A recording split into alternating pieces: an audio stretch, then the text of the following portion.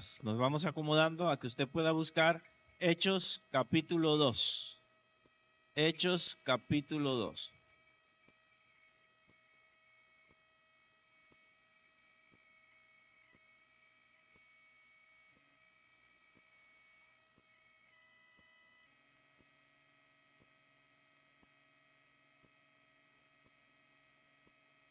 Ok, hacen la pruebita, estar seguros. Hechos capítulo 2.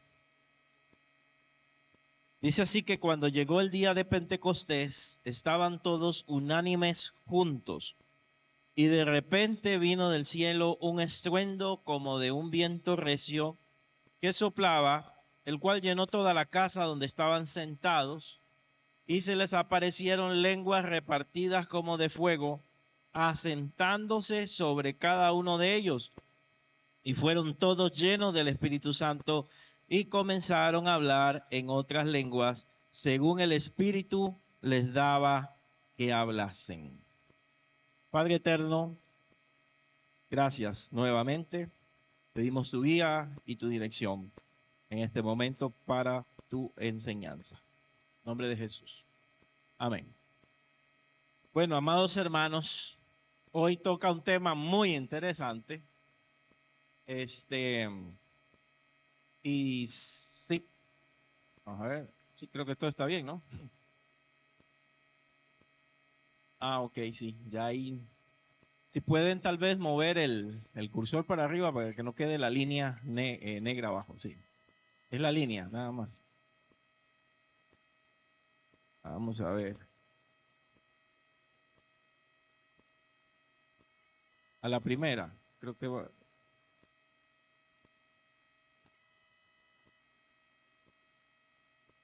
Ok, creo que ahí está. Bueno, hermanos, este tema es bastante importante porque tiene que ver con la venida del Espíritu Santo. Sin embargo, quiero reiterar que también es delicado el tema que vamos a hablar por las distintas posiciones que tenemos nosotros. Y nuestra iglesia viene de distintos trasfondos. Entonces, quiero hacer la aclaración. Bueno, es probable que no quede bien con ninguno, ¿verdad? Voy a tratar de ser lo más bíblico posible, y también traer algunos argumentos históricos y también de la actualidad sobre el tema del hablar en lengua. No quiero herir ninguna susceptibilidad, ¿verdad? Entonces, voy a ser muy respetuoso y si tenemos espacio, porque hay muchos detalles, aún en estos 13 versículos, para preguntas o para algún aporte, tratar de ser, hermanos, también lo más respetuoso posible, ¿verdad? Sin criticar lo que algunos hacen o los abusos que otros han hecho, porque hay de todo en cuanto a este tema. Entonces, por favor, ahí le pido su paciencia. Vamos a entrar al texto y como les dije, voy a hacer lo más bíblico posible en lo que corresponde al tema. El tema es el Pentecostés. Y bueno, ¿alguno sabe aquí qué era el Pentecostés?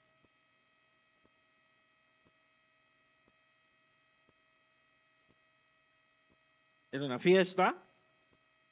¿Qué se celebraba ahí en esa fiesta? Era la fiesta de las cosechas o conocido también con la fiesta de las semanas, ¿verdad? Los 50 días. Alrededor de un mes y resto duraba esta celebración y era después de la fiesta de la Pascua. Eso también hay que tomarlo en cuenta. Este capítulo está lleno de simbolismo, aunque usted no lo crea, lleno de simbolismo. La Pascua, ¿quién sabe qué representa la Pascua? Ok, literalmente la liberación del pueblo de Israel. Simbólicamente, según hasta el mismo Hebreos, dice que la Pascua nuestra ya fue sacrificada. ¿Quién es la Pascua? Cristo Jesús. Entonces, primero viene la fiesta de la Pascua y luego el Pentecostés.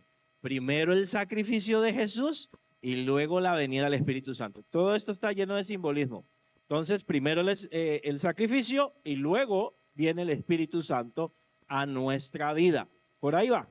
Así que es conocido como la fiesta de la semana o de las cosechas, 50 días después aproximadamente de la Pascua. Esta celebración donde el cual, valga la redundancia, se hacía una celebración sobre qué, sobre las primicias, sobre los primeros frutos, sobre la cosecha que Dios estaba dando a la gente, ¿verdad? Es una celebración sobre los primeros frutos.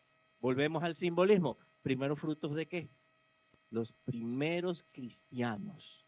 El Pentecostés está relacionado con la primera lluvia del Espíritu Santo, la primera lluvia y los primeros frutos que van naciendo, o sea, los primeros creyentes que forman la iglesia. Desde el inicio, solo con el tema de la fiesta del Pentecostés, hay mucho simbolismo hacia lo que es la iglesia naciente, los primeros frutos, la primera cosecha de salvación. Jesús usó mucho el término, la cosecha está lista, miren, observen, ¿verdad? Y se refiere a los primeros creyentes o a la primera cosecha. Vamos a ver el verso 1, tomando en cuenta la fiesta del Pentecostés, que era una fiesta real, estaban celebrando después de la Pascua. Dice que cuando llegó el día de Pentecostés, estaban todos, ¿cómo estaban? Juntos, pero no revueltos. Estaban todos unánimes juntos. Todos estaban unánimes juntos. Hay muchos coros, ¿verdad? Que yo me aprendí hace años cuando me había convertido, que hablan de que estaban todos orando, estaban todos unánimes en ruego y oración y todo. Pero el texto no dice eso. El texto dice que estaban juntos, estaban unidos. Y casi siempre en automático, como veníamos estudiando hace 15 días, ellos estaban donde estaban ellos reunidos en los versículos anteriores. ¿A dónde se encontraban? En un aposento alto, ¿verdad? Que le dije que posiblemente era de una mujer rica, llamada María, la mamá de Marcos o de Juan Marcos, probablemente porque se ve otro aposento en Hechos donde llega Pedro, ¿verdad? Después de cierto evento que lo tienen a él preso. Se cree, no lo puedo asegurar. Pero también hay otros coros que dicen que estaban en el aposento alto cuando vino el Espíritu Santo. No se puede asegurar por varias razones. ¿Por qué? Una de ellas es que sería muy pequeño el espacio para que las multitudes pudieran darse cuenta que algo estaba pasando en ese lugar. Y desde un aposento alto, digamos, aunque fuera como una especie de terraza, la gente abajo no podía observar ni oír bien. Así que es probable que ellos se encontraran más bien en el templo. La mayoría de estudiosos creen que ellos se encontraban en ese momento. O sea, los primeros versículos nos están hablando qué estaba haciendo la iglesia. La iglesia se reunía en un aposento alto. Pero eso no significa que no salían de ahí. Eso no significa que no se movilizaban. Y cuando llegó el día de Pentecostés, es probable que estaban en los atrios del templo celebrando ¿qué cosa? La fiesta judía del Pentecostés. Era lo más probable. En el día de Pentecostés la gente se reunía, llegaba de muchos lugares a celebrar esta fiesta. Así que los discípulos también es probable que estén ahí, en ese lugar. ¿Dónde se podían reunir? Como habían personas que también eran prosélitas, o sea que no eran judías de nacimiento, que venían de distintos lugares, que se habían hecho judíos, eso significa prosélito, se reunían también en el atrio de los gentiles. Era un espacio donde podían haber mucha gente de distintas naciones sin problema, pero probablemente estarían en el atrio de los gentiles, probablemente estaban en el templo, y en ese lugar, aunque ahí dice que se llenó toda la casa, no necesariamente estamos hablando de una casa, sino el lugar donde ellos estaban, la habitación, se llenó de la presencia de Dios. Bueno, pero lo que quiero resaltar en el verso 1 es que estaban todos unánimes, ¿cómo? Juntos, capítulo 2, verso 1. No necesariamente dicen que estaban orando, pero probablemente estaban en un ambiente espiritual. Puede ser que sí, puede ser que no. Yo lo que quiero quitar algunas ideas que le hemos metido al texto que no están. Ellos estaban orando. Sí, ellos tenían una vida de oración según los versículos anteriores. Eso no lo olvidemos. Tenían una relación con Dios, se reunían a orar en el aposento alto. Pero es probable que cuando viene el Espíritu Santo, ellos están en la celebración del Pentecostés con otras personas rodeadas alrededor, juntos con otras personas. Pero la iglesia se reunía. Es más, después de eso se dice que la iglesia se reunía también en el templo. Lo vamos a ver por el capítulo 2, que se reunían en las casas y en el templo. Ellos siguieron después de ahí reuniéndose en el templo. Estaban unánimes juntos. Una condición para la visitación del Espíritu Santo claramente es la unidad de la iglesia. Una iglesia desunida no puede manifestar el poder de Dios, ¿verdad? Entonces ellos se encontraban unánimes, estaban en una vida de oración, sí, en los versículos anteriores. Es más, el texto hasta nos dice que estaban sentados, ¿verdad? En el verso 2.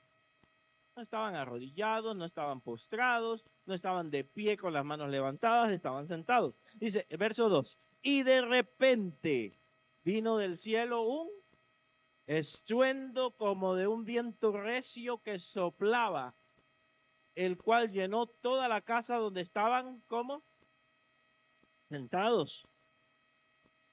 Si ellos hubieran estado en una actitud ahí, en ese momento que los agarró el Espíritu Santo de adoración, generalmente el judío estaba postrado o de pie, con las manos levantadas. Estaban sentados, o sea, puede ser que estaban relax. Y de repente el Señor los llenó. Entonces, esto es interesante. Eso fue repentino. No es que estaban en ese momento esperando. Por supuesto que estaban esperando la venida del Espíritu Santo, pero esto ya fue sorpresivo. Entra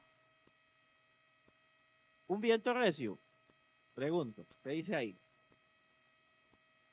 Ajá, por ahí lo oí.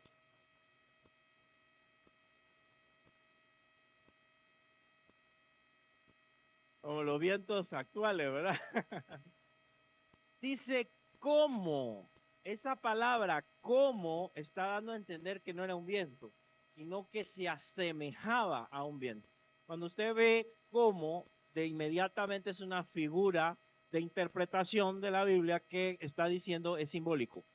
O sea, lo que ellos pudieron captar, esto suena como un viento. Por supuesto que la idea es imitar al viento, pero no era un viento, era como un viento, ¿verdad? Cuando dice que el Espíritu Santo descendió sobre Jesús en el bautismo, dice que descendió como forma corporal de paloma. No era una paloma, sino que aparentaba verse como una paloma. Era una apariencia. Tenemos que tenerlo en cuenta, porque algunos creen que eran palomitas, ¿verdad? No. Y acá el cómo nos va a aclarar que es algo simbólico, algo que está representando algo acá. Entonces viene el viento recio, ¿verdad? Este viento fuerte entra, sopla sobre la casa en el cual, simbólicamente, ¿verdad? Como un viento, perdón, el cual llenó todo el lugar donde ellos estaban sentados. Ahora sí. Si me ayudas ahí se porta mal. Ahora, donde estaban sentados. ¿Ok? Entonces, vamos a ver varias cosas. Un viento recio, versículo 2, como un viento recio, que sopló sobre ese lugar. La manifestación del Espíritu Santo aquí también es simbólica. Primero vamos a ver el viento, que soplaba. La palabra viento y espíritu son semejantes en el griego. Es más, cuando dice la Biblia que Dios sopló sobre el hombre aliento de vida, ¿verdad? Da a entender que fue como un viento. También vemos en Génesis que el Señor se paseaba, ¿verdad? En el jardín. Ahí lo vemos también paseándose como si fuera un viento. En Génesis capítulo 1, versículo 1, cuando el Espíritu Santo se movía sobre la tierra, da a entender que era como un viento que se está moviendo sobre la creación antes de crear todas las cosas. Entonces, aquí utiliza la figura del viento para hablar de que va a traer vida sobre un nuevo pueblo, sobre un nuevo grupo. Está hablando de vida del Espíritu Santo. ¿verdad? El viento acá es importante. Se les aparecieron, ¿qué más? Vamos al verso 3. Lenguas repartidas. Entonces pensamos, a veces leemos rápido y pensamos que es que comenzaron, ahí ya está hablando de que hablaron en lenguas, ¿verdad? Se les repartieron lenguas. No dice se les repartieron lenguas, sino que se les aparecieron lenguas. Casi muy poco en el mundo evangélico ahí está más o menos la imagen. En el mundo evangélico se hace una figura sobre esto. La Iglesia Católica sí, he visto en algún momento ponen llamitas encima de las personas para representar eso. Fue algo así. Como lenguas de fuego. ¿Cómo? Volvemos con el cómo. Parecía lo que se les estaba viendo en la cabeza, que eran como lenguas de fuego, ¿verdad? Como llamitas sobre sus cabezas. No sé si era tan fuerte como estas, ¿verdad? Le puede quemar el pelo a alguien. O si era algo más pequeño, no lo sé, pero eran como lenguas de fuego asentándose. Asentándose significa entonces que descendía sobre sus cabezas. ¿Qué me recuerda esto? Al bautismo de Jesús, primera parte, donde el Espíritu Santo desciende sobre, en forma corporal, como forma de paloma, sobre su cabeza. Es la misma idea.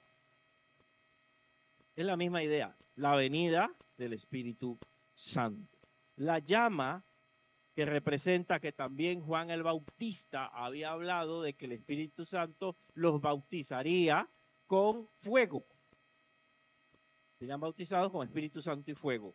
El fuego, pues, aparte de que a muchos les gustan los cantos, ¿verdad? Fuego, fuego, fuego. El fuego, aparte de eso, representa juicio. Así que ese simbolismo, aparte de ser Espíritu Santo, está diciendo que el día del juicio está cerca. Recordemos el estudio de Joel, que Joel habla de la venida del Señor, ¿verdad? Pero también habla del día del Señor. Entonces ese simbolismo de fuego también representa purificación y juicio. Purificación y juicio. Hay otro personaje que le pasó algo semejante. No igual, semejante. En el Antiguo Testamento. A ver si.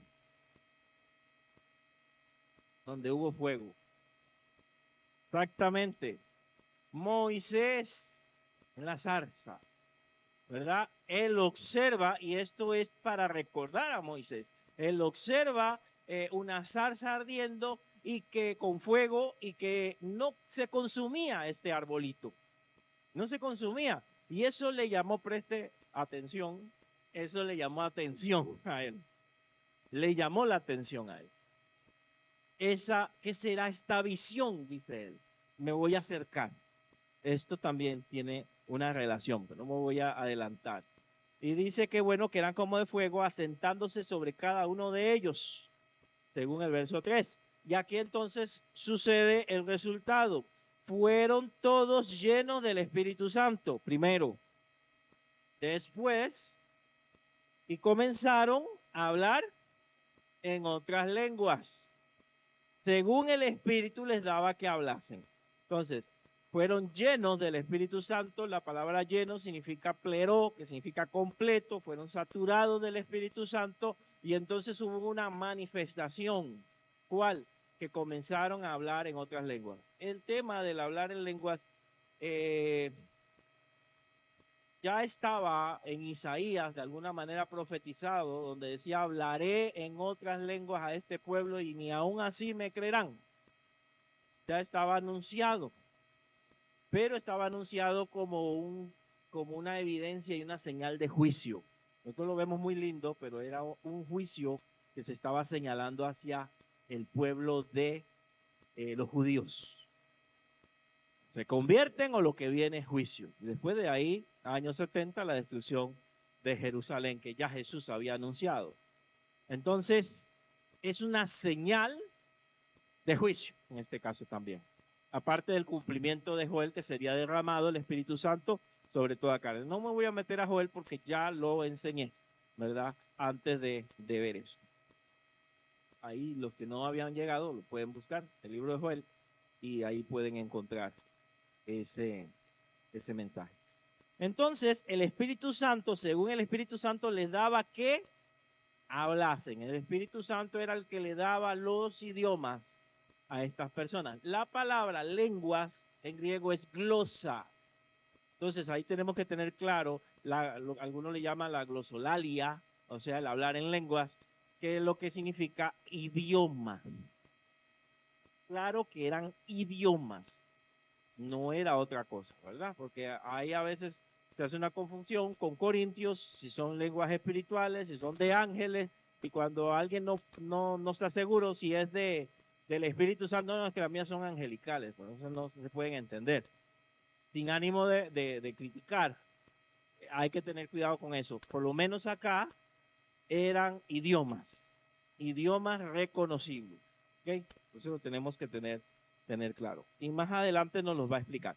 Los simbolismos que les dije, voy a ver si los puedo ilustrar aquí.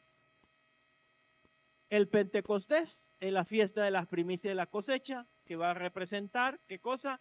Los primeros frutos cristianos, los primeros convertidos en la iglesia.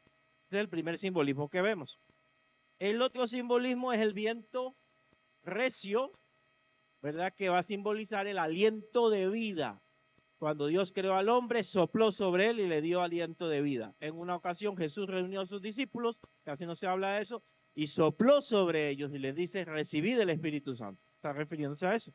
Aliento de vida, van a tener poder para cumplir la misión. La zarza ardiente, ¿verdad? ¿En qué puede estar relacionado esto?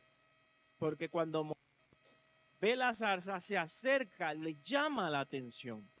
Y estas lenguas repartidas como de fuego, que no estoy seguro si lo vieron los demás, yo creo que entre ellos sí, pero no estoy seguro si la gente lo pudo observar, los demás que estaban ahí.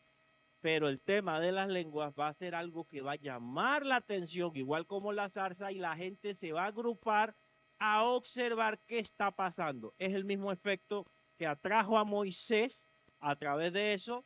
Aquí se está tratando de atraer a los que están en la fiesta del Pentecostés para qué está pasando aquí y entonces aprovechar. Y Dios manifestársele a ellos. En este caso a través de la predicación del apóstol Pedro, después del versículo 14 en adelante. Así que es una pesca, es una señal que ya está profetizada y lo que busca es llamar la atención. Cuando vamos a ver el tema de las lenguas hoy en día, tenemos que ver si ese es el efecto hoy en día, o lo el efecto es contrario, si el efecto es positivo o el efecto es negativo, ¿verdad? Porque aquí era llamar la atención para atraer a la gente a Dios. Pero Corintios 14 me dice que más bien puede ser todo lo contrario, que puede alejar a la gente, porque se pueden decir que están locos, ¿verdad? Ahora lo vamos a ver. Entonces, y Babel, aunque usted no lo crea, ¿saben la historia de Babel? Había que venir sabiendo la historia de Babel, no. La historia de Babel es interesante, es donde Dios confundió las lenguas de las personas. ¿Verdad? Es una historia que se enseña en escuela dominical. Dios confundió las lenguas de las personas porque pensaban construir ¿qué? Una gran torre. Y los confundió. Y probablemente se agruparon los que hablaban esto, se agruparon y cada uno se fue con su grupo que le entendía. Pero lo que hubo ahí, Babel creo que significa confusión. Hubo ahí confusión. Esto es lo mismo que Babel, pero al revés. Dios trae en Babel lenguas, los confunde y se esparcen sobre la tierra. Acá es al revés. Dios trae lenguas para que todos oigan un mensaje y unirlos de distintos puntos de la tierra, de distintas naciones. Trata de unirlos y hacer una iglesia. Es lo contrario, hay confusión, ¿sí? Están atónitos, vamos a ver más adelante, pero con un propósito distinto que Babel. El de Babel fue esparcirlos y acá es reunirlos para hacer la iglesia, por así decirlo. Esos 4 simbolismos están en este pasaje, no se notan claramente, pero están ahí en ese pasaje. Un judío probablemente sí los puede captar, nosotros nos va a costar. Pero ahí están esas ideas. Son cumplimientos de otras narraciones, de otras historias. de otros sucesos. ¿Ok? No olvide el viento, de la misma fiesta de las primicias, el viento, las llamas de fuego, ¿verdad? Y la confusión de Babel. Y con la llama de fuego también es interesante. La zarza ardía, pero no se consumía. El Espíritu Santo estaba sobre los discípulos, pero no se morían, que es el Espíritu Santo. No se consumían y Dios estaba sobre ellos. Nosotros tenemos el Espíritu Santo y no nos consume. Debería consumirnos, porque somos pecadores, pero no nos consumimos. Pero ¿qué se le pidió a Moisés? Si me permite ir más allá, quita las sandalias de tus pies porque el lugar que pisa santo es. O sea, el milagro está, pero ¿qué requiere de nosotros? Santidad. Buscar la santidad. Bueno, ahí podemos sacar más, ahí se los dejo. Podemos sacar más cosas en relación a esto. Ahora vamos a ver el efecto. Sí, ya llegamos, no hemos llegado al 7. En el 7, a ver, dice el 6, bueno, el 5. Moraban entonces en Jerusalén, sí, vamos a pasar acá. Moraban entonces en Jerusalén, verso 5, varones piadosos de todas las naciones. Varones piadosos, pío, que hacían el bien. Pero eso no, ahora vamos a ver que eran piadosos, pero no se convirtieron todos. Personas que trataban, alguien piadoso es alguien que trata de hacer lo bueno. Entonces eran personas piadosas de la religión judía. Porque a veces pensamos que los únicos buenos y piadosos somos nosotros, los evangélicos protestantes, ¿verdad? No, hay gente piadosa en otros grupos. Entonces, esto eran piadosos, ¿verdad? Habían personas piadosas de todas las naciones bajo el cielo. Bueno, la representación de las naciones conocidas en ese momento. Era como aquí, venezolanos, cubanos, panameños, ¿verdad? Hay una representación de todas estas personas. En el verso 6 nos dice que este estruendo que ya explicamos hizo que la multitud se juntara. Lo que pasó con Moisés, que la visión le llamó la atención y se acercó. La multitud se juntó. ¿Y qué pasó en Babel? Estaban confundidos. Acá están confusos. ¿Por qué? Por lo mismo, por el tema de las lenguas. Porque cada uno les oía hablar en su propia lengua, pero diferente. Estos en Babel no entendían. Aquí estaban confundidos porque los estaban entendiendo en el idioma de los países donde ellos vivían, porque ellos viajaban de distintos países, eran judíos, y celebraban ahí la fiesta del Pentecostés, pero ellos hablaban distintos idiomas de los lugares donde ellos vivían, donde fueron esparcidos en el tiempo de Nabucodonosor, que fueron esparcidos por todo lado. Entonces, ellos hablaban otros idiomas y los oyen el mensaje en su propia lengua. Se extrañan, quedan atónitos y maravillados. Vea que aquí es ahí donde tenemos que ver que esto es muy distinto a veces a lo que se da. Aquí era un idioma que las personas podían comprender. Lo entendían, todos entendieron. Todos comprendieron el mensaje de Dios, las maravillas, dice más adelante, de Dios, en su propio idioma, del lugar de donde venían. Entonces, esto tengámoslo en claro para nosotros más adelante entender si sucede eso hoy en día, de esa manera, si no puede suceder, si puede suceder, ¿verdad? Ahí vamos analizando. Entonces, estaban confundidos al oírlos hablar en su propia lengua. El verso 7 nos dice algo más. Alguien que me lo lea, por favor. Si participan, léelo.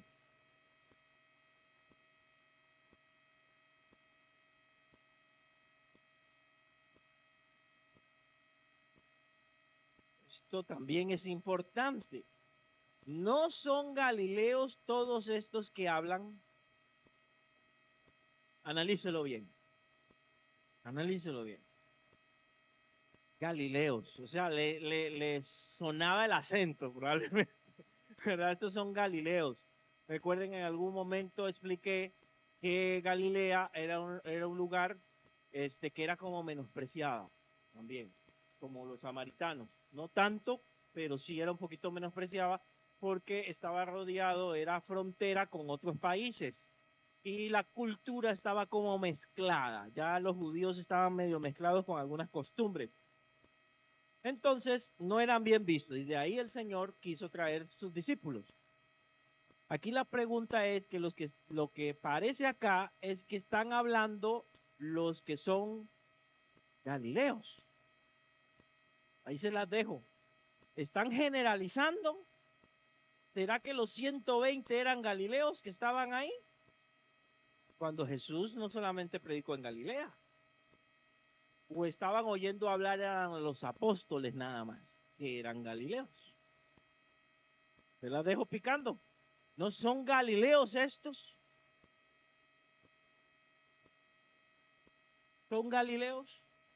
¿Por qué le prestan atención a los galileos? Porque allá había Jesús, no solamente estuvo en Galilea, ya esos 120 era de distintas regiones, pero ellos le llaman la atención, son personas galileas, ¿verdad?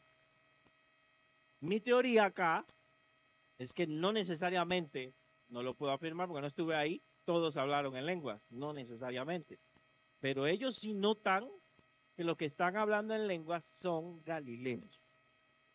Pero a Jesús le siguieron personas de todo lado, de todo lugar, de toda región. Bueno, no podemos afirmar nada, nada más vamos analizando acá. ¿Qué están escuchando en el verso 7? Están atónitos, ¿verdad? Atónitos, oyéndolos y maravillados diciendo, mirad, no son galileos todos estos que hablan. O sea, eso de ser Galileo también eran personas que no eran muy preparadas. Pero a Jesús le seguían también gente de cierto nivel. Pero estos le llamaron la atención, son Galileos los que están hablando. Lo oímos hablar en nuestra propia lengua en la que hemos nacido. Ahora, vamos a hablar un poquito del bien de los judíos o de los discípulos del Señor. Por más ignorantes que hayan sido o simples, ellos manejaban dos idiomas como mínimo. El griego popular y la parte aramea que ellos manejaban. Entonces el griego popular era el griego koiné y ellos tenían que manejarlo, por lo menos, más o menos, para poder negociar cuando ellos vendían su pescado, cuando ellos trataban con otros países. Así que, aunque él está diciendo, no son galileos estos, que por lo menos saben dos y por lo menos son bilingües. Imagínense el nivel, o sea, Pablo hablaba latín, hablaba griego, ¿verdad? Sabía el lenguaje antiguo de los judíos, arameo, y se cree que sabía otras lenguas también. Pero donde ellos vivían en regiones alejadas, y no estaban hablando en griego, que hubiera sido en inglés, para que todos entendieran. Estaba hablando en el idioma específico de cada uno de ellos, porque el idioma oficial, el que utilizaban, era el griego koiné, que era como el inglés hoy en día, que es para comunicarnos con personas de otros países, sin saber el idioma de ellos, pero ellos lo oyeron en su propio dialecto y su propio idioma. Ahí es donde está el milagro. Están atónitos, están maravillados, ¿verdad? Bueno, acá viene la razón de esas maravillas, perdón, no se las había puesto. Porque eran galileos los que estaban hablando.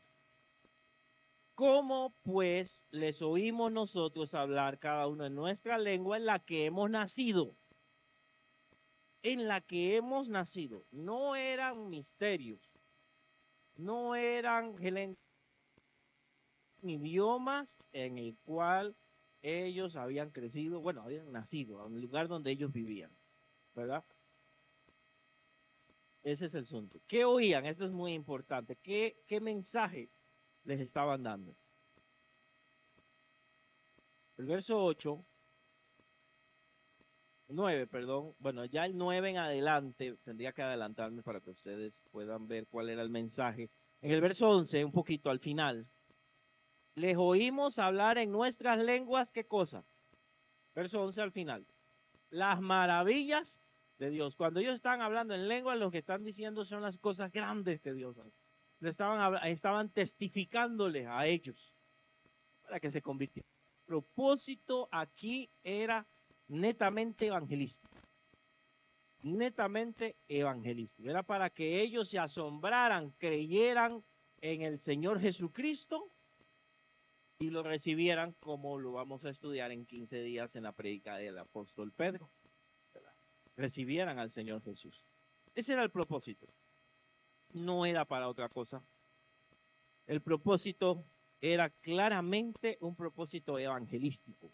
No lo olvide, el hablar en lenguas aquí tenía un propósito evangelístico. Por lo menos en este capítulo o esta porción que estamos leyendo, ¿verdad? Ok, ahora sí, nos dicen de dónde son ellos.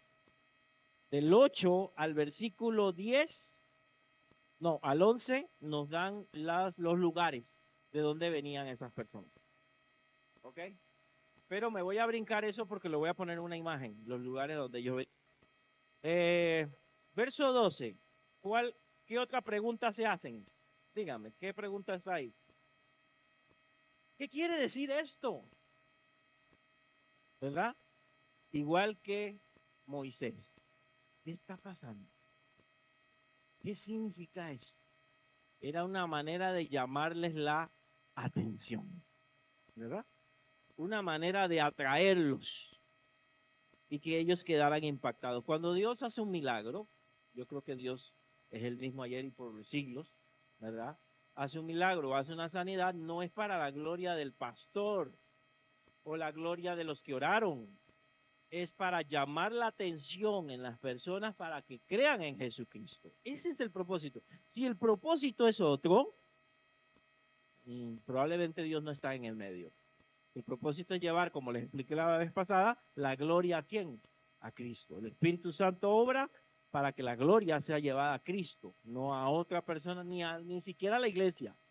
Es a Cristo Jesús. ¿Qué quiere decir eso? Voy a presentarles más o menos los lugares donde ellos se encontraban. Los grupos reunidos ahí, según el versículo 9 al versículo 10, partos, medos y elamitas eran del Oriente Próximo, eran de la zona de Oriente. No chinos, ¿verdad? Oriente de aquella época. Judea y Asia Menor.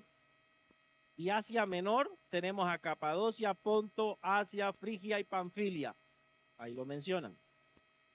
Eran lugares conocidos como Asia Menor, que eran muy importantes para el Imperio Romano en aquella época porque tenían una comunicación excelente y ahí se comerciaban muchas cosas. Apocalipsis, encontramos las iglesias de Asia Menor, lo que hoy es Turquía, toda esa región de Turquía. Esa zona, habían judíos de esa zona. Tocamos un poquito el norte de África, porque parte de África no había sido descubierto, pero sí había la parte norte, sí se movilizaba en ese mundo. Tenemos a Egipto y a Libia, como el norte de África. Y tenemos Europa y el Mediterráneo con los romanos, y el texto cuando habla de los romanos hace una salvedad. Judíos y prosélitos, o sea, son romanos, pero judíos que viven en Roma y prosélitos, gente que se convirtió, romanos que se convirtieron, porque eso al judaísmo, se hacían judíos, y eso se le llama prosélito. Entonces aquí lo aclara, judíos y prosélitos, cretenses y árabes. Así que en este momento, ahí estaba representado todas las naciones conocidas. Todas las naciones conocidas, ¿verdad? No están los vikingos todavía porque la evangelización a los vikingos no ocurrió para esta época, ni están los bárbaros tampoco porque eso fue posteriormente. Están el mundo conocido, de aquel momento que estaba interconectado por el Imperio Romano. Dios se aprovechó del Imperio Romano para extender el Evangelio, para que usted sepa. Todo eso estaba conectado en estas regiones y estos países. Y vamos a las últimas para después hacernos las preguntas en la cabeza. Verso 12. La reacción de la multitud. En el verso 12 dicen que unos estaban atónitos y perplejos, dice, y estaban todos, bueno, unos no, todos, atónitos y perplejos diciéndose unos a otros. ¿Qué quiere decir eso? Aquí quiero, ¿qué está pasando, verdad? Atónitos y perplejos, estaban así, espantados. Dios puede hacer cosas para llamar la atención, para que la gente se convierta. Puede hacerlo. Y creo que en una prédica un hermano lo contó. Dios puede hacer algo para que llamen la atención de las personas. Ahora, hubo dos reacciones, la del verso 12 y la del verso 13. En el verso 12 las personas están atónitas y perplejas, pero otros, a pesar de que están oyendo que le están hablando en su propio idioma, ¿cómo reaccionan? Estos están llenos de, versión Reina Valera dice mosto, pero tal vez otras, están borrachos, se llenaron de vino, están hablando, hay algo raro, y les están poniendo atención, ¿verdad? Están llenos de vino, están embriagados. Estas personas. Esas fueron las reacciones. Me adelanto un poquito, en el verso 14 se para Pedro. Pedro, no sé si fue después, probablemente después que pasa todo, Pedro se para y comienza a decir, no, un momento, estos no están borrachos porque es de mañana. Es la hora tercera del día. Tempranito. Las 9 de la mañana. No, nadie se emborracha hasta ahora. Generalmente tanta gente no. Ellos no están borrachos. Lo que ha ocurrido aquí es lo que prometió Joel, ¿verdad? Y comienza a predicarles y eso lo dejamos dentro de 15 días. Esa predica también es muy interesante lo que él toca ahí. La respuesta ante lo que Dios hace puede ser variada. Hay personas que van a creer o que su corazón va a ser abierto y otros que su corazón, a pesar de lo que Dios haga, a pesar de un milagro, porque eso es un milagro lo que está ocurriendo ahí, no van a creer a Dios. Ténganlo por seguro. Hubieron gente que recibieron milagros y se alejaron de Jesús, o que iban solo para recibir milagros. ¿Cuántas personas llegan a las iglesias esperando un milagro de Dios? Cuando se resuelven sus problemas, desaparecen y se van, porque ya su problema fue resuelto, ya ocurrió su milagro. Se van con su milagro, pero se pierden el mayor de los milagros, que es la salvación. Así que quiero hacer aquí una meditación, porque hay gente que se exalta cuando tienen algunas experiencias espirituales. No quiero señalar que no se puede tener experiencias espirituales, claro que sí, pero eso no significa que tú eres mejor que otro, no, que Dios necesita usar cosas para llamarte la atención. Pero la respuesta es tuya. ¿Buscas del Señor o eso termina nada más en una historia, en un evento, verdad? En una ocasión conocí, y no eran evangélicos ni pentecostales, conocí a una persona que era delincuente. Y él me decía, nos contaba, estábamos evangelizándolo, un amigo mío y yo, y él nos contaba, no, yo te voy a contar algo. En una ocasión nosotros en nuestra pechoría, ¿verdad? Íbamos huyendo de unas personas que iban con armas detrás de nosotros, iban a matarnos. Y ya cuando nos acorralan, vemos que las personas van caminando hacia atrás y van señalando algo que están viendo y salen huyendo, ¿verdad? Probablemente vieron ángeles, o quién sabe qué fue lo que ellos visualizaron y Dios les salvó la vida a estas personas. Pero no se convirtieron. Y yo he oído testimonios grandísimos que yo diría, yo quisiera vivir eso, pero de gente que no hace nada con eso. Nada más es una experiencia y punto. La experiencia es para que se convirtieran, pero no todos lo hicieron. Una parte sí, otra parte aún así rechaza a Jesús, a pesar del milagro.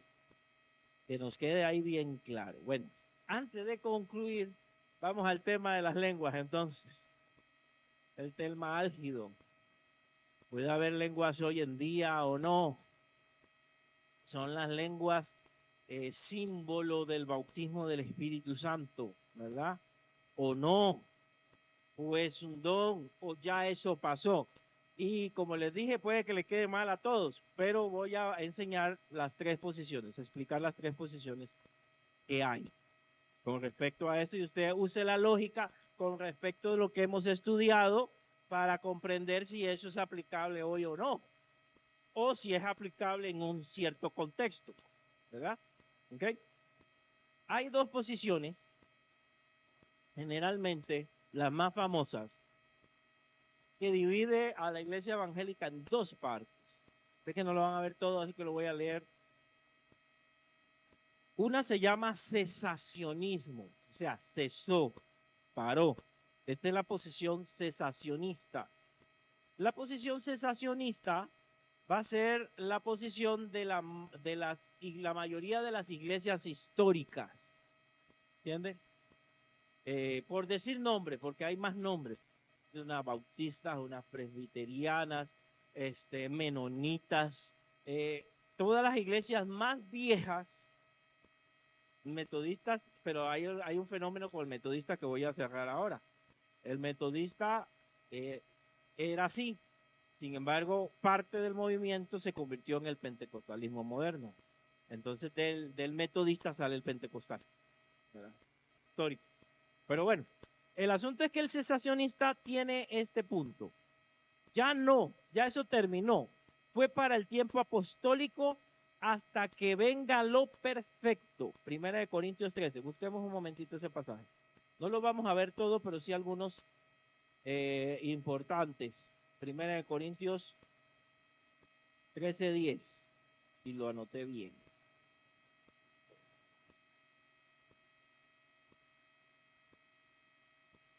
Ok. Bueno, vamos a leerlo desde el 8 para que podamos entender el contexto. Estamos bien con tiempo. Así que el amor nunca deja de ser, pero las profecías se acabarán y cesarán las lenguas. ¿Verdad? Entonces de aquí se van a basar en esta parte. Y la ciencia acabará, o el conocimiento, porque lo que en parte conocemos y en parte profetizamos. Pero cuando venga lo perfecto, entonces lo que es en parte terminará. Entonces, bajo esta posición,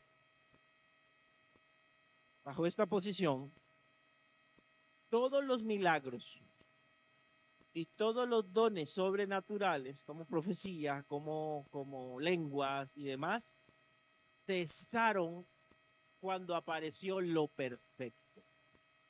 ¿Sí? Cuando apareció lo perfecto en el Nuevo Testamento, lo perfecto para el cesacionista va a ser la Biblia. Cuando ya aparece la Biblia, ya no necesita revelación porque está la revelación perfecta. Así se dice. La palabra de Dios es la palabra de Dios la que me rige. No me va a regir un sueño, una visión, una profecía, sino me va a regir es lo que dicen las Escrituras. Y tiene cierta, no digo cierta, o mucha razón. Mucha razón. La palabra, y quiero para que no me vaya malinterpretando por donde voy, la palabra de Dios está por encima de cualquier experiencia. Quiero aclararlo para que después no diga a alguien que dije algo raro. La palabra de Dios está por encima de todo. Si yo soñé que debo hacer esto, pero la Biblia dice que otra cosa, anulo el sueño, fue el diablo, pero no fue Dios. La palabra de Dios está por encima de cualquier otra experiencia. Entonces, comparto esa parte, ¿verdad? El problemita con lo perfecto, que parece que por el contexto no se está refiriendo a la Biblia. Se está refiriendo que cuando venga lo perfecto, ya no necesito conocimiento, ya no necesito predicación, profecía, ya no necesito predicación, ya no necesito lenguas. Deduzca quién puede ser lo perfecto. Cuando venga Cristo ya no necesitan pastor. Así de sencillo, porque ya todo lo conoceré, lo entenderé. Cuando venga lo perfecto. Ahora, si nos vamos a detalles, sin que me malinterprete, la palabra de Dios es perfecta en su mensaje y todo lo demás, ¿verdad? Sin embargo, tiene detalles de traducción, tiene detalles de variantes, se le llama variantes textuales, donde varían, y usted lo puede ver en sus propias versiones, varían en una cosa a otra. Tiene la misma idea, no cambia la idea, pero varía una cosa que otra. Entonces, lo perfecto, usted me permite, según mi opinión, es Cristo. Cuando venga Cristo, no se necesita nada, porque ya estamos en lo perfecto. Ni sanidad, ni nada, nada de nada. Estamos en la gloria. Entonces, pero bajo el cesacionismo, la Biblia es lo perfecto. Y vea que vuelvo y recalco que yo creo que la Biblia está por encima de toda experiencia personal. ¿Verdad? Queda claro. Para el cesacionista, versículo muy importante que a veces, que cuando está uno en el mundo pentecostal no se lo enseñan, 1 Corintios 12:13. 1 Corintios 12:13 hay un pasaje muy interesante sobre el bautismo del Espíritu Santo. 12:13.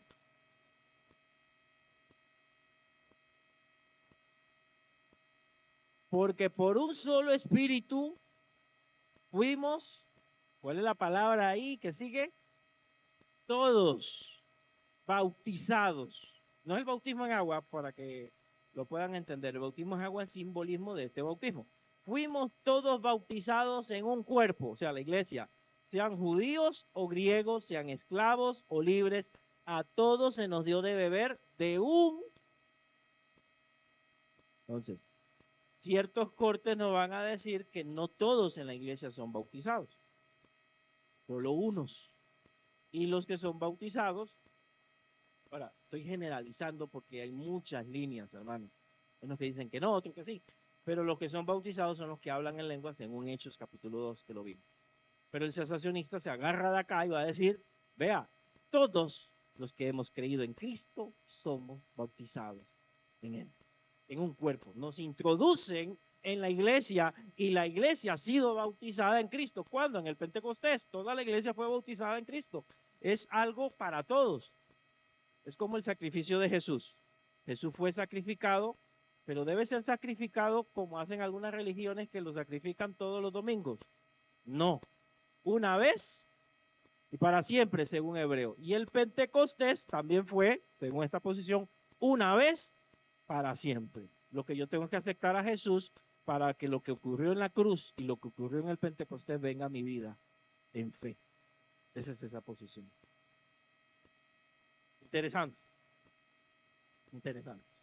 Y entonces va a ser una división entre la llenura del Espíritu Santo y también lo que es el fruto del Espíritu Santo. Gálatas 22 al 23, dice que el fruto del Espíritu es gozo, paz, paciencia, benignidad, bondad, fe, mansedumbre, templanza, y contra tales cosas no hay ley. Entonces, yo soy lleno del Espíritu Santo cuando el Espíritu Santo me controla mi vida. No solamente cuando tengo una experiencia sobrenatural, cuando Él me controla, cuando Él tiene más de mí, cuando yo manifiesto bondad, amabilidad, fe, mansedumbre, yo estoy siendo lleno del Espíritu Santo. Esa es la posición cesacionista, ¿verdad? Eso ya terminó, ya yo tengo el Espíritu en el momento que he creído, y en la llenura la obtengo cuando me someto a Dios, cada día que me someto. Entonces, pero alguien dirá, pero cuando yo tuve tal experiencia, en ese momento cambié.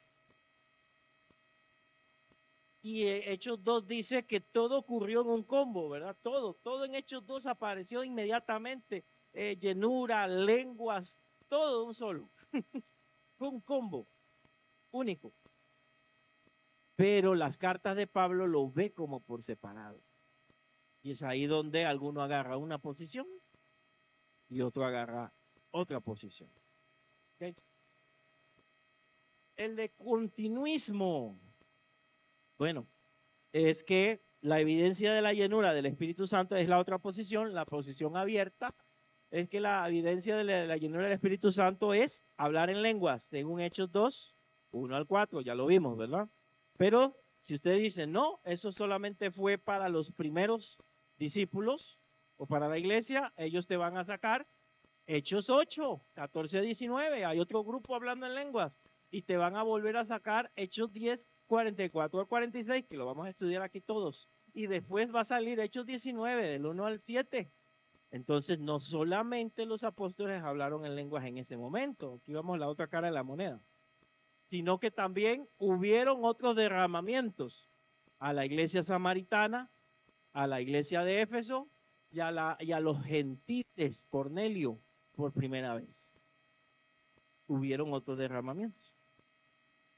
Interesante posición, lo cual tal vez nos hace ver de que no puedo cerrarme a un solo punto, pero si lo analizo, los que recibieron el Espíritu Santo fueron los primeros cristianos de cada grupo. Eso sí, analícelo. Los primeros convertidos judíos, los primeros convertidos gentiles y los primeros convertidos samaritanos. Y la excepción serían los de Éfeso, pero que habían sido discípulos de Juan el Bautista, no eran cristianos. Entonces, todos los primeros cristianos, inmediatamente en ese momento, sí recibieron esa experiencia. No nos dice de los demás grupos. O sea, todos tenían que recibir la misma experiencia para que no se vieran como iglesias divididas, sino que todos experimentaron lo mismo. Los más radicales en este mundo de continuismo que vamos a ver, este continuismo son muchas denominaciones pentecostales y carismáticas. Pentecostales vienen del pentecostalismo y las carismáticas nacen más del movimiento carismático de la iglesia católica, que pasó a ser parte de la iglesia evangélica, pero son diferentes, son parecidos pero diferentes. Hay iglesias carismáticas, que usted no se da cuenta, pero tienen su toque, ¿verdad? Unas dicen que la evidencia del Espíritu Santo es el hablar en lenguas. Yo no sé si usted es salvo ni es hijo de Dios si usted no habla en lenguas. Esa es la más radical. Es bien radical. No voy a mencionar nombres, pero es radical. O hablas en lengua o nada. Y la otra, más suave, dice, no, el hablar en lengua es una evidencia de que tiene el Espíritu, pero puede manifestarlo de otras maneras. Entonces, eso distingue a unos de otros. Unos son más radicales, o hablas en lengua o listo. Y los otros son, sí, pues, tiene el Espíritu Santo, tal vez tiene otro don, tiene otra habilidad, etc. Entonces, son dos formas de ver el mismo paquete, el mismo queque. Y entonces van a ver iglesias más fundamentalistas, que tal vez fueron las primeras pentecostales, van a ser así, pentecostalismo clásico se le llama, y ya las otras que hay hoy en día se han ido, ya no son tan rígidas en cuanto a eso. Para no decir diluyendo, o sea, ya no son tan rígidas. Qué feo, ¿verdad? Tener que escoger entre uno y otro. Hay una tercera posición. Por generalizar, estoy generalizando. Esta tercera posición va a explicar que sí, la señal de hablar en lenguas fue para los primeros creyentes. Para los primeros. Todos esos grupos, pero los primeros creyentes. Los primeros samaritanos, los primeros judíos, los primeros creyentes. Para ellos. El bautismo se recibe al aceptar a Jesús. Ya vimos 1 Corintios 12, 13. Pero vea Efesios 1, que no lo puse ahí, 13. Efesios 1, 13. Por ejemplo. Efesios capítulo 1, versículo 13. Pasaje también muy bonito y muy profundo que solo lo voy a poder hablar por encima, por el tiempo. Dice, en él también ustedes, habiendo oído la palabra de verdad, el evangelio de vuestra salvación, habiendo ¿qué? ¿Qué dije? Oído y habiendo creído en él, oír la palabra y creer, fuisteis sellados con el Espíritu Santo de la promesa. Se les dio el Espíritu Santo. Entonces, la parte radical que leímos, que no tiene el Espíritu Santo, si no habla en lenguas, queda en problemas con esta. Porque dice que en el momento que he creído en Jesús, como mi Señor, como mi Salvador, en que oí la palabra y creí, fui ¿qué? Sellado con el Espíritu Santo. Él viene a vivir en mí a través del Espíritu Santo. Fui sellado con el Espíritu Santo. Esta posición va a tratar de hacer un balance entre las dos que vimos, que son como más radicales. La llenura va a ser el fruto del Espíritu. Manifestar lo que dice Gálatas 5:22. Pero también es el control. Según Efesios 5:18, dice que no andéis en disolución, ¿verdad? Antes bien, sed llenos del Espíritu Santo. O sea, no anden en borracheras, sino que sean llenos del Espíritu Santo. ¿Qué hace la borrachera con el borracho? Lo controla. ¿Y qué debe hacer el Espíritu Santo con nosotros? Según Efesios 5, controlarnos. Entonces aquí la llenura es control. ¿Cuánto me controla el Espíritu Santo? Según esta posición. Por ahí está tomando también de la idea de los cesacionistas en esta parte. Aclara que también hubo personas en el Nuevo Testamento que fueron llenas sin hablar en lenguas. Vimos la radical que decía la llenura y el hablar en lenguas es lo mismo. Pero este va a decir, hubieron excepciones, hubieron gente que no hablaron en lenguas y fueron llenas del Espíritu Santo. Una, Juan el Bautista, nunca lo viste hablar en lenguas y dice que estaba lleno del Espíritu Santo desde el vientre de su madre. Otro, Hechos 4:31, ustedes lo pueden revisar ahí. La iglesia está reunida, la iglesia primitiva está reunida pidiendo valor y fortaleza ante las amenazas que estaban empezando y dice la Biblia que tembló. Ahora no fue un viento recio, ahora no fueron llamas, sino que tembló. Y fueron llenos del Espíritu Santo. Y uno diría, comenzaron a hablar en otras lenguas. El texto, revísenlo, dice, y hablaron con denuedo la palabra de Dios. Ahí la manifestación fue que predicaron y evangelizaron con valentía, después que fueron llenos del Espíritu Santo. Entonces, no siempre la llenura del Espíritu Santo va a estar relacionada con las lenguas. ¿Sí? Entonces, el problema de tener un extremo u otro, no podemos negar lo que sucedió. Las lenguas, y aquí vamos a ver estos versículos, ya casi concluimos. En 1 Corintios 14, léase todo el pasaje de 1 Corintios 14, por favor. Recién llegado a la iglesia estudiamos Corintios, pero ya hay gente nueva que no vio el estudio. Léase el pasaje de Corintios 14 y ahí dice cómo debe funcionar o cómo podría funcionar las lenguas. 14, vamos a ver algunos versículos por razón del tiempo. Versículo 31.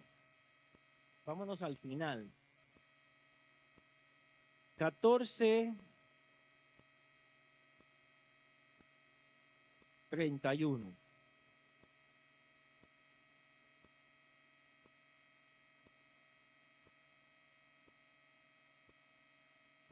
Perdón, 30. Ya no veo.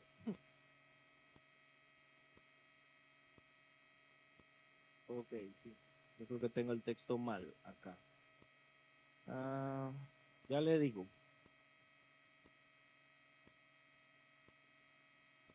Pero vamos a leer el contexto. Ya se me perdió acá. Dice, por lo menos el verso 22. Dice acá. 14:22. Así que las lenguas son señal no a los creyentes, sino a los incrédulos. Pero la profecía no a los incrédulos, sino a los creyentes. Si pues toda la iglesia se reúne en un solo lugar y todos hablan en lenguas y entran indoctos o incrédulos, no dirán, ¿qué cosa? ¿Estáis locos? Ok. Entonces Pablo acá está pidiendo que ordenen el tema y que hablen por turno y no todos en lenguas a la vez. Vea el 27. ¿Habla alguno en lengua extraña? Sea esto por 2 o lo más 3 y por turno y uno interprete. Y si no hay intérprete, ¿qué mandaba Pablo?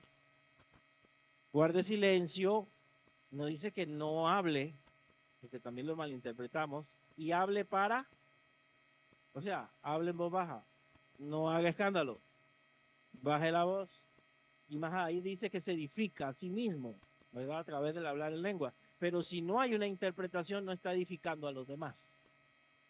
Baje la voz. Esto, en el caso, entendiendo de que era como un don que el Espíritu Santo daba a algunas personas. Ya encontré el texto que me faltaba y con eso cierro esta parte. Dice, 1 Corintios 12, 30. Es una pregunta retórica. O sea, tiene su respuesta. Una respuesta lógica. Pero vamos a leerlo del 29, porque si no, tal vez no la captan. Pablo acá está hablando de los dones. La iglesia se enfatizaba en un solo don, el don de hablar en lenguas. Ya él dice, ¿son todos ustedes apóstoles? ¿Cuál sería la respuesta? ¿Todos son maestros aquí? No. ¿Hacen todos milagros? ¿Tienen todos dones de sanidad? ¿Hablan todos lenguas? ¿Cuál sería la respuesta lógica? Ok, ahí está la respuesta, hermano. Esa es la respuesta, la gran pregunta. No puede ser obligado un don para todos. No podría ser requisito para todos. Pero desde esta óptica, posición moderada es un don que tienen algunas personas con un propósito específico. No lo elimina del todo, lo regula según el capítulo 14. Ahí está la regulación, cómo se puede usar y todo, según el capítulo 14. Regáleme 5 minutos más. Hay una realidad. Ahora, ¿cómo evidencio esto históricamente? 2 cosas más, hermanos, para que usted saque conclusión. En el siglo II, en el siglo I estuvieron los apóstoles. En el siglo II estuvieron los discípulos de los apóstoles. Ellos escribieron libros. No son inspirados, pero hay libros de ellos, para que usted sepa. Esos discípulos o discípulos de los apóstoles se llaman Ireneo, Tertuliano y Justino Mártir. Ellos dicen en sus escritos que habían algunas personas que hablaban en lenguas todavía en el siglo II, pero no era toda la iglesia, algunas. Puede investigarlo, Ireneo lo menciona en sus escritos, Tertuliano y Justino Mártir, en el siglo II. Después o a inicio del siglo II se da un movimiento llamado montanismo, no porque eran de la montaña, ¿verdad? Los montanistas era como un movimiento pentecostal que estaba surgiendo ahí y estaban diciendo que debían volver a los dones de Hechos. Y este movimiento empezó bien, Tertuliano le gustó, Tertuliano fue el que creó, acuñó la palabra Trinidad, pero después se salió al ver los excesos. Se comenzaron a excederse y la gente decía que hablaban en el nombre del Espíritu Santo y dijeron un montón de cosas, rechazaron parte de las escrituras y fueron declarados al tiempo herejes. Los montanistas fueron los de volver a resucitar eso. Había gente que hablaba en lenguas, pero ellos querían que todos lo volvieran a hacer. Esto fue un tratado de herejes. Las iglesias históricas, algo que no saben mucho, ¿verdad? Históricas, bautistas, presbiterianas y otras, en algunos momentos de su historia experimentaron avivamientos cortos donde hablaron en lenguas, pero de forma temporal. Se convertían las personas y el movimiento desaparecía. Eso hay registro de eso en esas iglesias. Y ellos no creen en esto. Era algo que sucedía por soberanía de Dios. Aunque no creyeran, pasaba. Punto. Porque Dios es soberano. La realidad actual. A inicios del siglo XX hubo un movimiento de santidad por los metodistas también, y ahí inicia el movimiento pentecostal, para que ustedes sepan. Porque las iglesias históricas, de las cuales venimos nosotros, se habían vuelto muy liberales. Eran tan liberales que estas personas querían de nuevo un avivamiento, y entonces buscaron y crearon, o nació el movimiento pentecostal clásico en el siglo XX, por los 1902, 1903. Algunas encuestas, hermanos, para que usted cierre las ideas. Según Central, no sé si es Pew, en Latinoamérica y Estados Unidos, entre el 24 y 39% de los cristianos afirman haber hablado en lenguas en algún momento. Dentro de las iglesias pentecostales, me tomó el tiempo de investigar todo esto, un 40% en el mundo afirma no hablar en lenguas, a pesar de ser su doctrina principal. Dentro de las iglesias pentecostales no todo el mundo habla en lenguas, aunque es la doctrina oficial de la iglesia. Eso es un dato interesante. Interesante. Y vamos a Costa Rica, que también me dediqué a investigar acá. Según la encuesta de Indespo de la UNA, Universidad Nacional, realizada el año pasado, hermano, está reciente, fresquita, ¿verdad? El 33% de los encuestados se declaran evangélicos. Ahí nos dimos cuenta que habíamos crecido. Un 77, raye eso, por ciento de los creyentes de las iglesias no hablan en lengua. O sea que hablan un 27%. ¿Puede ser con estos datos el hablar en lengua universal para todos los creyentes? No, pero tampoco podríamos decir que no existe. Yo me quedo con la posición moderada, bajo la soberanía de Dios y bajo la necesidad de Dios y bajo el orden de Corintios 14. No un desorden, no un enredo, no una locura, y con un propósito definido, que es la salvación de las almas. Hechos 2, la salvación de las almas principalmente. Concluimos con preguntas que no vamos a resolver, pero para que queden en nuestra mente. Como iglesia, ¿estamos juntos y unidos? Pregunta. Debería ser. ¿Qué necesitamos para estar unidos como iglesia? ¿Alguien tiene una idea? ¿Qué necesitamos? La básica es congregarnos, pero la otra, ¿cuál sería? Es llevarnos bien, amarnos los unos a los otros. ¿Qué tenemos que hacer? Bueno, tolerantes, estar en unidad, estar en oración como estaban estos discípulos. Comer juntos. ¿Necesita la iglesia el poder del Espíritu Santo? Pregunto. ¿Necesita la iglesia el poder del Espíritu Santo? No tenga miedo, claro que lo necesita. Para evangelizar, para mostrar la gracia de Dios a las personas. Es importante, ¿qué es más importante? ¿Hablar en lenguas o ser lleno del Espíritu Santo? Me está entendiendo entonces el mensaje. Es la llenura del Espíritu Santo, lo demás es Dios. ¿Cómo puede ser lleno del Espíritu Santo? Denme algunas ideas. Que sí nos quedamos, ¿verdad? La oración, ¿qué más? La comunión con Dios, la relación con Dios, alejándome de qué cosa? Del pecado, mostrando el fruto del Espíritu Santo, dejándome controlar por el Espíritu Santo. ¿Ok? ¿En qué momento, esta sí está complicada, en qué momento has sido bautizado por el Espíritu Santo? Bueno, dependiendo de tu experiencia, algunos dirán, no, todo fue de una sola vez. Pero bíblicamente, fuera de la experiencia, bíblicamente, ¿cuándo es? Cuando recibo a Jesús en mi corazón. O sea, de verdad. ¿Y cómo sé que tengo el Espíritu Santo? del cambio que el Señor va haciendo en nosotros. Recuérdense que Romanos creo que dice que el Espíritu habla a mi espíritu de que soy hijo de Dios. O sea, yo sé si soy hijo o no. Los cambios, exactamente. Y también algo que prediqué el domingo, la disciplina. El hijo, ¿qué es hijo? Es aquel que no es disciplinado. Dios corrige a sus hijos. El Espíritu Santo también nos corrige cuando hacemos algo mal.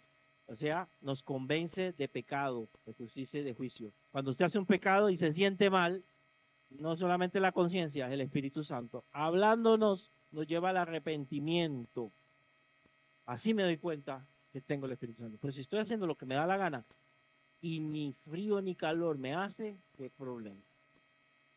Probablemente ni hijo de Dios soy. Espero que no sea el caso, si no arrepiéntase y entregue su vida a Jesucristo. Igual, hermanos, no tiene que creer lo que yo estoy diciendo, pero ahí está la evidencia, ¿verdad? Y no significa, ojo, que todos los que dicen que hablan en lengua la hablan de verdad, porque ahí hubieron momentos en que la gente enseñaba el hablar en lenguas también. Entonces, pero puede ser que alguno que sí, pero no es la mayoría. Eso sí que le quede claro, no es la mayoría. Nadie nos meta que esa es la manera de ser llenos de Dios. Es buscando al Señor. Y lo demás es su gracia, su soberanía y los dones que Él reparte a su pueblo. Les agradezco su extrema paciencia, pero era necesario tocar todo lo que pudiera tocar en medio de eso. Nuevamente agradecerles. Le pido que estudien lo que resta de este capítulo, el discurso de Pedro. En cuanto al tema de la salvación, es muy importante lo que Pedro va a enseñar allí. Amante Padre Celestial, queremos darte gracias en esta noche por la oportunidad que nos das de estudiar tu palabra. Y mi Dios, tal vez es un tema complicado y difícil, pero lo que nos aqueja acá es saber que tenemos tu Espíritu Santo. Y saber de que Él quiere usarnos para tu gloria y para tu honra. Señor, ayúdanos a no reprimir al Espíritu Santo, pero tampoco a ser desordenados, Señor. A tener un balance en las cosas y a entender de que tú eres Dios sobre todo y que tienes planes y propósitos sobre nuestra iglesia. Ayúdanos a tener esa llenura del Espíritu Santo, ese control del Espíritu Santo, esa búsqueda que tuvieron estos primeros creyentes, pero también a permitir que tú nos uses para alcanzar a las personas, que una iglesia llena del Espíritu Santo pueda impactar a las personas a su alrededor. Ayúdanos a llenarnos cada día de ti, a buscarte, Señor, en cada momento.